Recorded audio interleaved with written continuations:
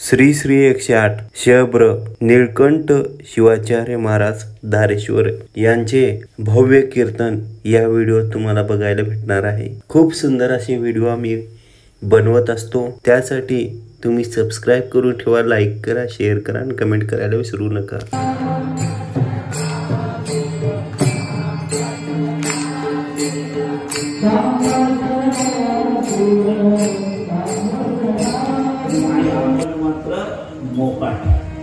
अशी परिस्थिती आज झाली। संसार काय सांगतो तुम्हाला, दोन्ही बाजूला आपण पाहायला गेलो। प्रमथगणाची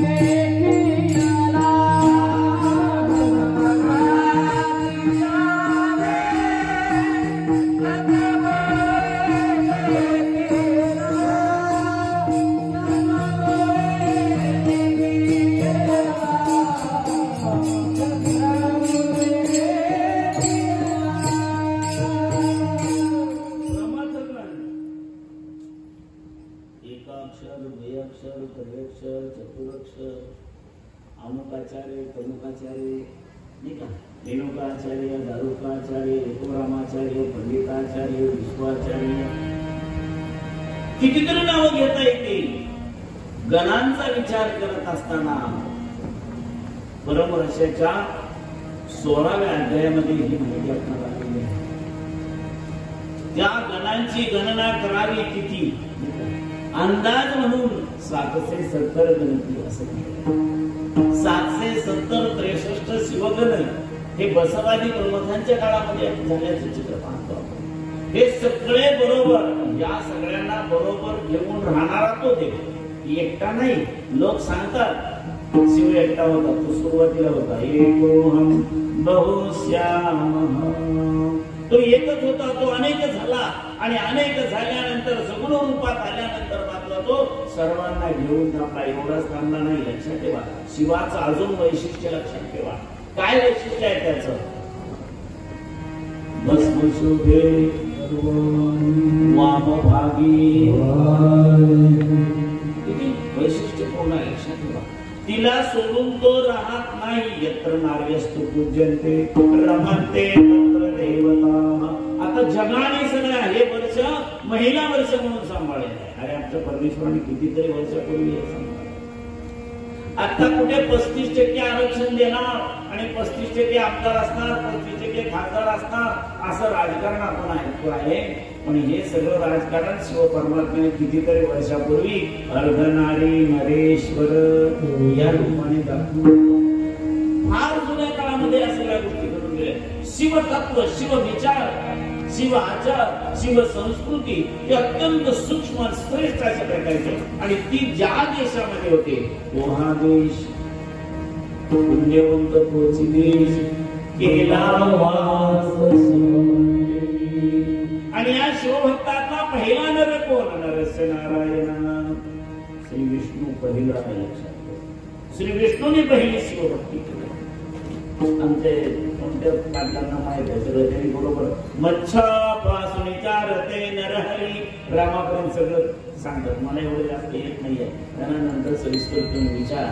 पण मत्स्य अवतारामध्ये सुद्धा शिवभक्ती, कारण त्यावेळेला काय होतं, शिव पाण्यात प्रिय, शिवाला प्रिय काय आहे तर पाणी आहे, मग पाण्यातच राहायचं म्हणून मत्स्य आणि कूर्म हे 2 अवतार त्यासाठी झाले। आजही महादेवाच्या मंदिरात पहिल्यांदा कासव पाहिजे असं सांगितलं जातं, सोडून राहत नाही।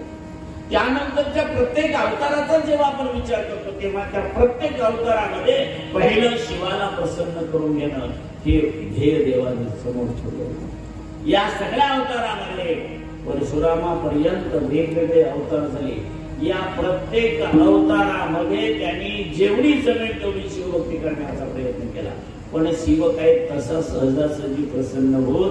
शिव भोळा चक्रवर्ती, तो भोळा आहे पण चक्रवर्ती आहे, आणि चक्रवर्ती असते त्याला साम दाम दंड भेद सगळ्या गोष्टी सहजासहजी शिव प्रसन्न होत नाही. लक्षात ठेवा, इतर सगळे देव आहेत ना शेंद्रे केंद्रे, ते लगेच प्रसन्न होतात, लगेच काहीतरी करतात, पण शिव असा देव आहे की तो तुमची परीक्षा घेतल्याशिवाय काही देवा पाहे आधी भक्तानी करते ओ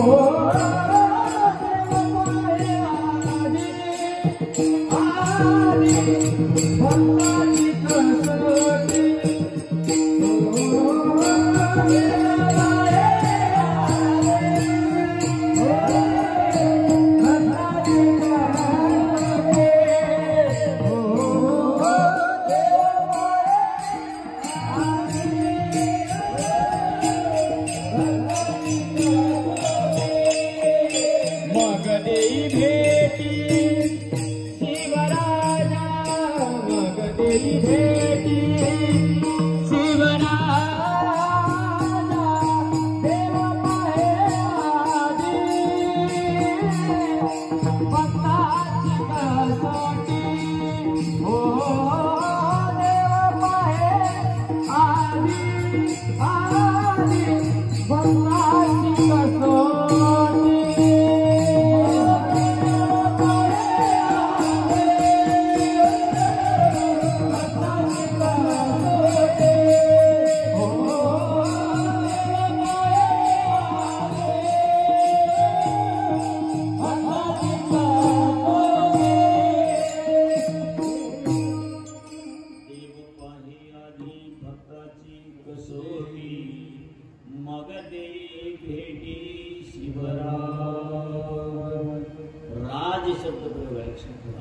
शिव आणि राज. शिव म्हणजे कल्याण आणि राज म्हणजे वैभव.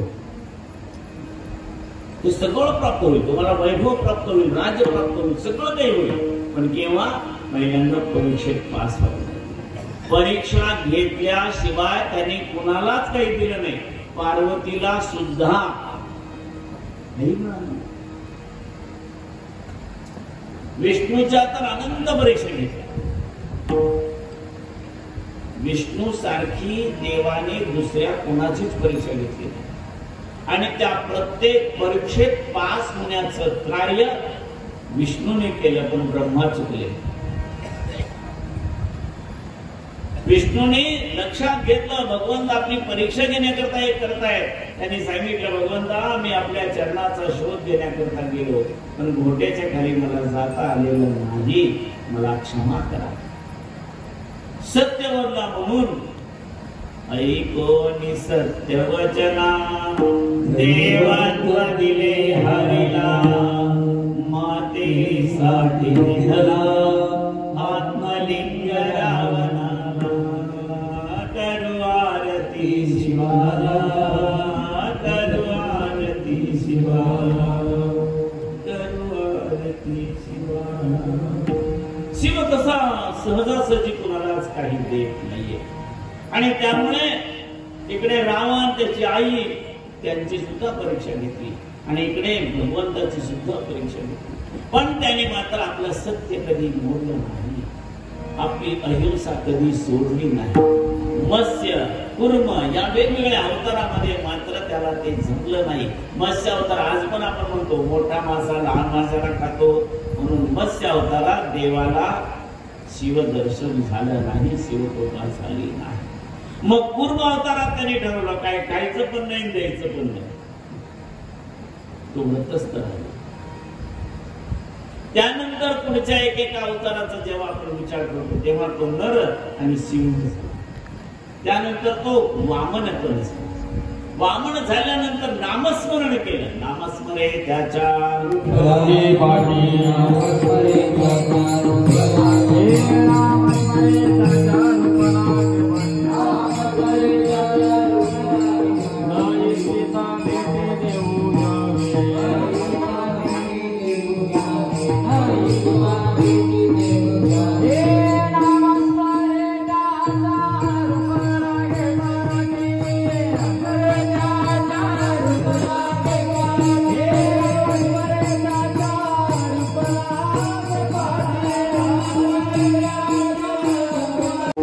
इच्छा असो अथवा नसो, तुम्ही नाव घेतलं की तुम्हाला दर्शन देणं. करा स्मरण होईल दर्शन. फक्त स्मरण तुम्ही करणं अत्यंत आवश्यक. या स्मरणासाठी त्यांनी परशुराम अवतार, पण तरीही देव प्रसन्न नाही. मग कुणीतरी सांगितलं की आता तुला जर प्रसन्न करून घ्यायचं असेल आणि पुढे वैभव किंवा संपत्ती, संपत्ती, सुख, शांती सर्व हवा असेल तर काहीतरी करायला पाहिजे. मग परशुरामानंतर श्रीराम राम अवतार. राम अवतारामध्ये त्यांनी रामेश्वर, रामनाथ आणि रामलिंग त्रिकाल पूजा. त्यावेळेला त्यांनी स्वतःच रामेश्वर या नावाने, रामाच्याच नावाने ईश्वराने अधिष्ठित. आता 12 ज्योतिर्लिंगाच्या वेगवेगळ्या कथा आहेत. त्या सगळ्या कथा सांगत बसायचं म्हटलं तर अवघड आहे. पण त्या कथातून तुम्हाला हीच गोष्ट लक्षात येते की पुण्यवंत तोची देश केला वास शिवभक्ती. इथं शिवभक्तांनी वास केलेला आहे. त्यामध्ये भक्त नारी नरा सकळिका येथे अधिकार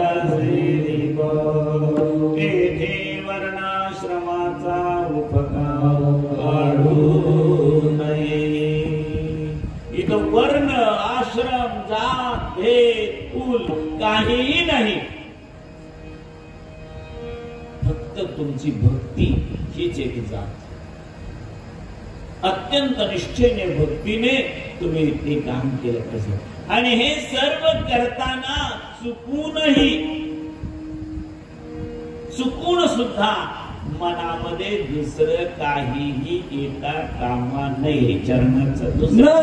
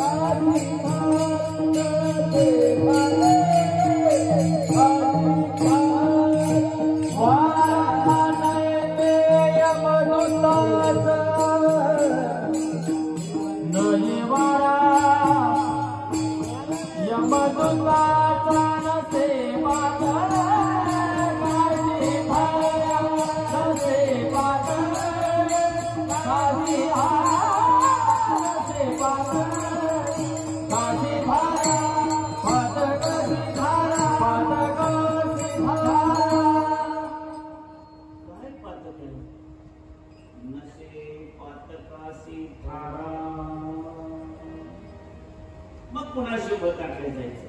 त्या शिवभक्तामध्ये ब्रह्मा,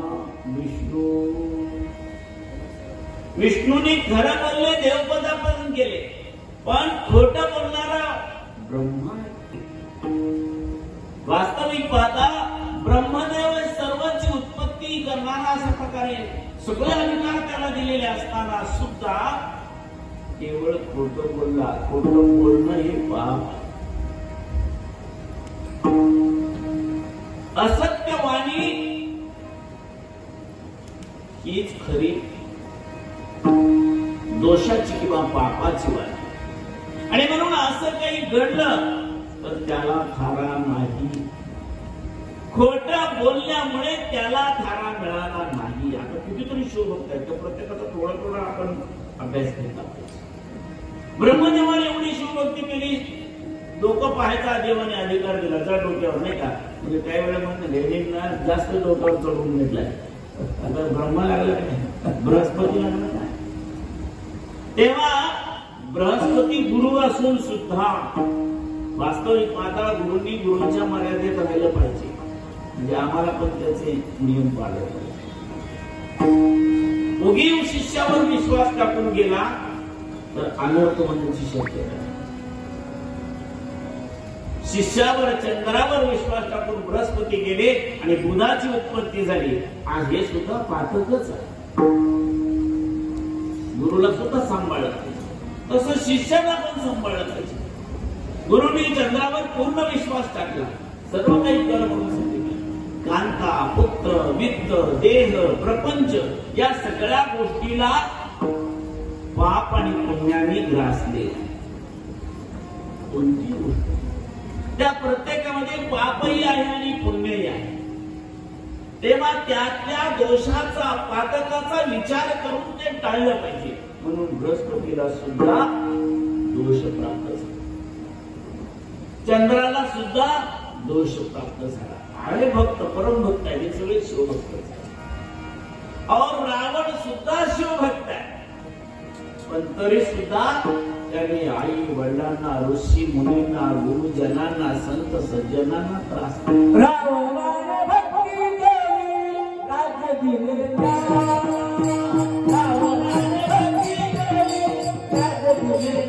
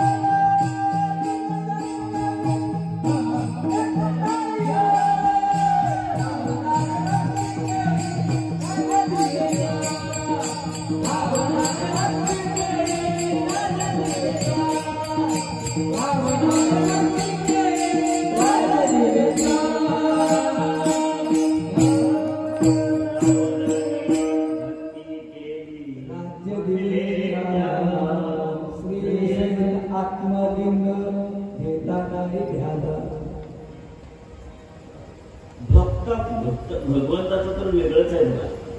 त्याला भोळं म्हणतात ना, ती गंमतच मला वाटते. काय काय केलं त्यांनी ते परम रसात तर स्पष्ट सांगतात. नाहीतरी रावणासी तुला द्याया मने संशय नाही. मी कधी माझ्याकडे पाहिलं नाही. मला असं वाटलं नाही की तू माझी अर्धांगिनी, तू माझी बायको आहेस. नाही, भक्तापुढे मला काहीच नाही. भक्त मागेल ते मी त्याला देतो.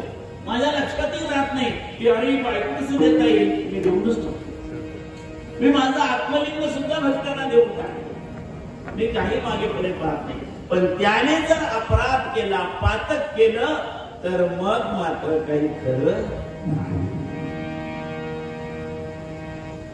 जो कोणी चुकीचं कर्म करेल त्याला जैशी करणी वैसी भरणी. मग मात्र मी त्याला काय दिलं आणि काय झालं हे त्याचं त्याला समजत नाहीये. आपलं सुद्धा असंच होतं. बऱ्याच वेळा आपल्याला जे काही प्राप्त होतं ते ईश्वराच्या इच्छेने प्राप्त होतं. सर्व काही लक्षात ठेवा.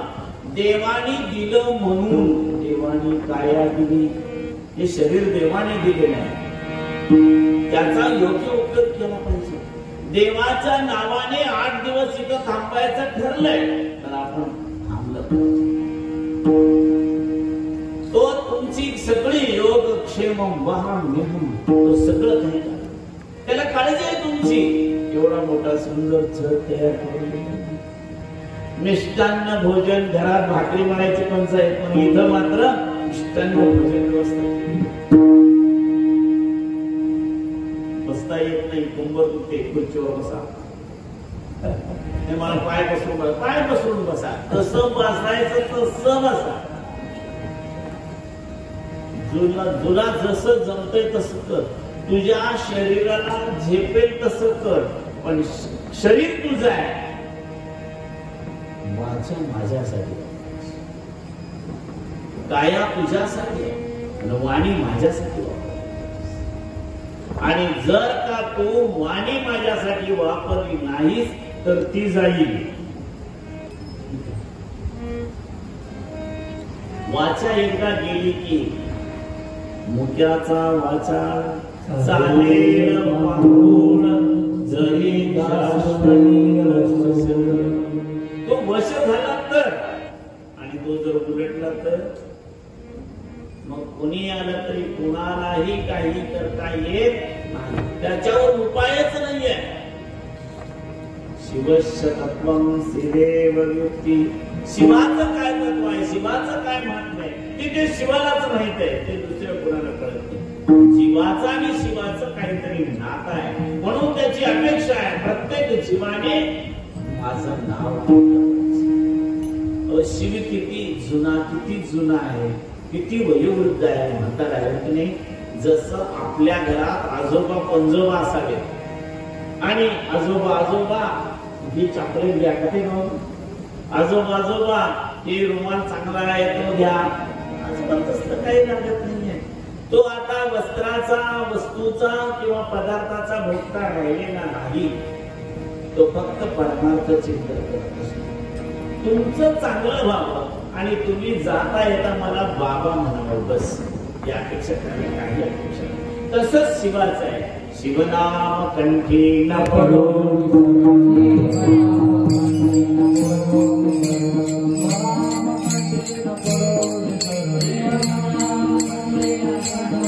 वराच्या अगोदर जेव्हा फिरत होते तेव्हा पर्स सांभाळायची की पुस्तक सांभाळायची, पायऱ्या चढायच्या, खूप त्रास. त्यात कोणीतरी आगावामध्येच यायचे, धक्का द्यायचे, काय असं सगळं होतं. पण ज्या दिवशी लग्न झाला त्या दिवशी त्यांच्या लक्षात आलं, पर्स लगेच आम्हाला कळलं की तुम्ही घ्या, पुढे जावा, मी निवांत येते.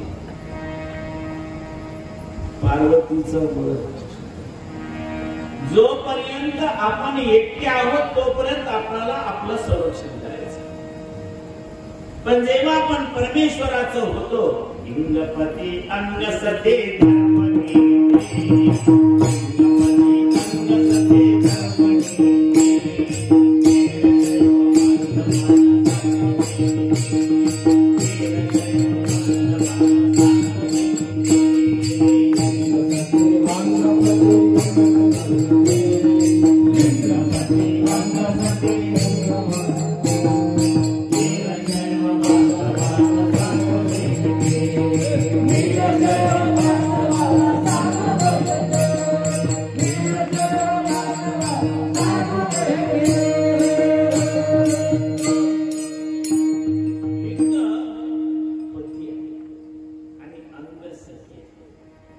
जी नवऱ्याजवळ नांदते, नवऱ्याबरोबर संसार करते, नवऱ्याबरोबर प्रवास करते, तिला जास्त काळजी करायची गरज नाही. नवरा स्वतः सांगत असतो, काय काळजी करू नको, तू वर जा, खुर्ची करून बसली, बाकीचं सगळं काय असेल ते घेऊन येतो. सुखाचा प्रवास, संसार सुद्धा सुखाचा व्हावा असं वाटत असेल, परमार्थ सुद्धा सुखाचा व्हावं वाटत असेल तर पतीचं आणि सतीचं नातं आनंदाचं. सतीपतीचं जर नातं व्यवस्थित असेल, ते दोघी एकमेकाला सामावून घेत असतील तर संसार सुखाचा होतो. आणि गळ्यात लिंग घालून पूजा करत असला तर परमार्थ सुखाचा होतो. नाहीतर ज्या 2-4 दिवसापुरती घ्यायचं, महाराजांनी विचारलं तर काय करावं, म्हणून जर लिंग घालत असाल तर त्याचा काही उपयोग होणार. अलीकडे तर गंमतच झाली नाही. कोणी असू दे, वयोवृद्ध माणसाला विचारल्यावर तुम्ही लिंग घालता नाही, महाराज मी नेहमी घालतो पण आज विसरलो. तुम्ही कसं काय करता? नाही, आजच दोरा तुटला. म्हणजे ते गुरु पण किती पायगुणी असेल बघा, त्यांच्या गावात जाऊन त्यांचा दोरा तुटावा. काय अवघड सगळं. आजीला विचारलं तर आजी सुद्धा तसं नाही, सगळे मी पूजा केली पण कुठं ठेवलं आठवत नाही. आणि मुलांचा तरुणांचा जर विषय आहे तर तरुण कोणी नाहीतच, पण तरी सुद्धा बोलतो. नंतर कधी व्हिडिओ बघितलं तर त्यांच्या लक्षात आलं तर ते पण असं म्हणजे आत्ताच कुठं जमतं, अजून बरेच दिवस जायचे नंतर बघू. ही गोष्ट तशी नाही. कोण दिवस येईल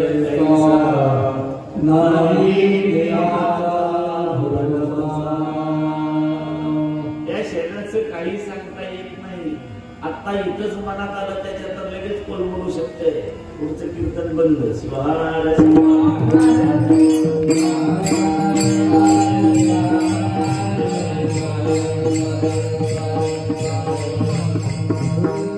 शरीर हे नाशिक आहे,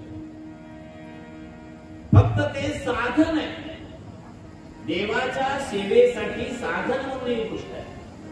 त्या साधनाचा योग्य प्रकारे उपयोग केला पाहिजे आणि त्याला काहीतरी आधार असला पाहिजे. तो नामाचा आधार. त्या नामाप्रमाणे आपण वागण्याचा प्रयत्न केला, त्याचं चिंतन पूजन केलं तर मात्र तुम्हाला सगळ्या प्रकारच्या सुविधा, सगळ्या प्रकारचं सुख, सगळ्या प्रकारचं सौख्य किंवा तुम्ही जी इच्छा करता ते प्रत्येक इच्छा पूर्ण करण्याचं काम करतं. जसं लग्न झालं की तुम्ही काही मागा, कपडे मागितले द्यावेच लागतात, धनधान्य काय मागितलं द्यावंच लागतं, एखादा अलंकार म्हटलं तरी द्यावाच लागतो. सण आला की त्यावेळेला आमची साडी घ्यायची बरं का, त्यावेळेला आमची साडी घ्यायची.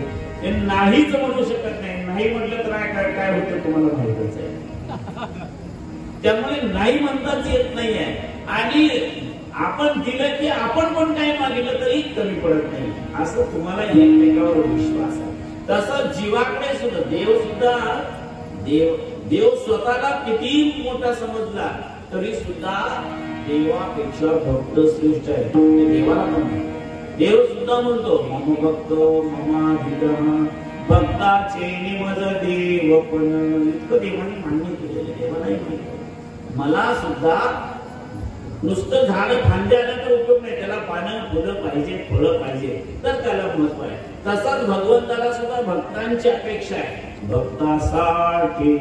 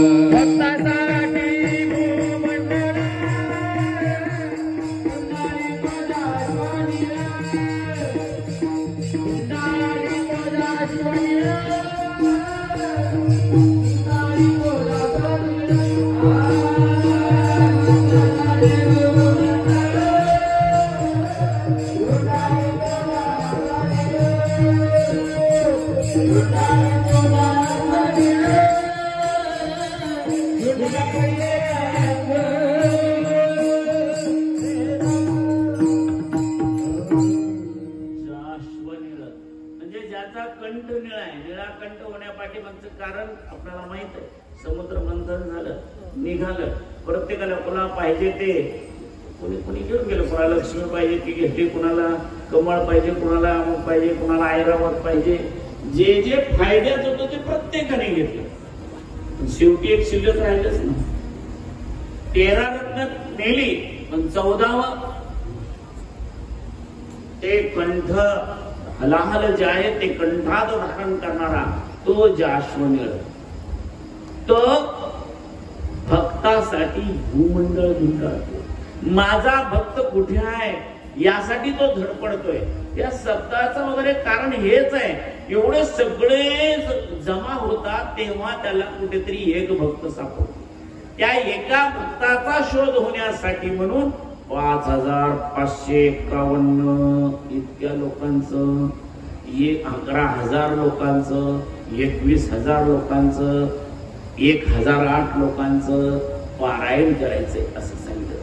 त्यामधून एक भक्त त्याला सापडणार असतो आणि त्या एक भक्ताची भेट देणारा जो कोण असतो, जसे की आमचे शंभूलिंग महाराज आहेत, पूर्वी राष्ट्रसंत अहमदपूर आप्पा होते, कोणीतरी त्याचा कारक असायचा किंवा यापैकी कोणीतरी भक्त मंडळी असेल, ते ज्यांच्यामुळे सगळे लोक एकत्र येतात, त्यामधला एक भगवंताला प्रिय असलेला भक्त तिथं असतो. लक्षात ठेवा, आता सुद्धा देवाला आवडणारा एक भक्त इथं आहे, म्हणून हा आपला कार्यक्रम चालू आहे. जर इथं भक्त नसेल तर भगवंत कार्यक्रम होऊच देत नाही. कधी कधी तुम्ही पाहिलं असेल नाही, एवढा मोठा मंडप घातला, वाऱ्याने गेला, अमुक झालं तमुक झालं, कार्यक्रम नाहीच झाला, असं आपण काही वेळेला पाहिलेलं आहे. हे कधी होतं, जेव्हा तिथे एक भक्त नसतो, एका भक्तासाठी भगवंत येत असतो आणि तिथं कोणी नसेल तर मग भगवंत तिथून निघून जात असतो.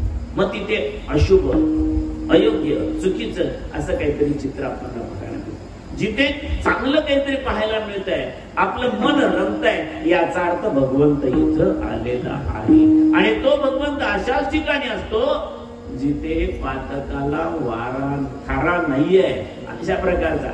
जिथे पातकाला थारा नाही तिथे यमाचा न वारा, यमदूताचा, यमाचा तर नाही, यमदूत सुद्धा येऊ शकत नाही. जिथे पातकाला थारा नाही. आता पातकाचे पण वेगवेगळे प्रकार सांगितले नाही का, पंचमहापातक, सप्तमहापातक, अनेक प्रकारे पातक सांगितले.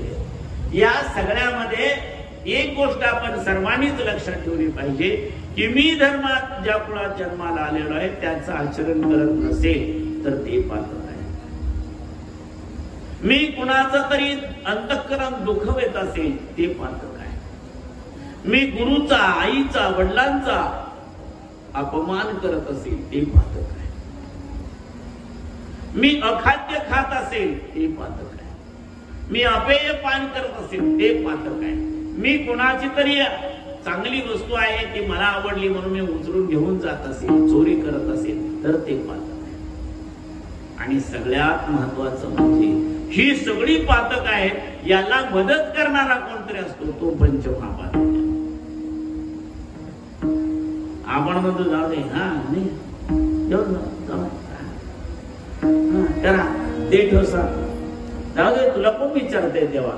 आपण इकडे उदगीर मध्ये हॉटेलमध्ये आलोय, कुठे गावातल्या माणसाला माहित आहे तेव्हा, असं म्हणून काहीतरी खाणारा पिणाऱ्याला जो मदत करतो तो सुद्धा याचा पातकाचा सहभागी होत असतो. म्हणून या सगळ्या कुठल्याही पातकाला जिथे थारा नाही अशी अवस्था, नसे पातकासी थारा न वारा यमदूताचा. आणि अशा प्रकारे कुठल्या प्रकारचा दोष जिथे असत नाही तिथे प्रत्यक्ष वीज पडली, शेजारी वीज पडली, आम्हाला वाटलं आता मरतो, माझे कंटाळे बसल्या, पण मला काही झालं नाही. गाडीने 3 कोलांट्या उड्या मारल्या, आता आम्हाला वाटलं कोणच जिवंत राहणार नाही, पण गाडीचं खूप नुकसान झालंय, आम्हाला काहीच झालेलं नाही. या आणि अशा प्रकारच्या चर्चा आपण करतो. त्याचं एकच कारण असतं की तिथे पातकाला थारा नाही. आणि जेव्हा पातकाला थारा नसतो, यमाला तिथे प्रवेश नसतो, मग कुणाला असतो किंवा हे काय घडतं? तिसऱ्या चरणात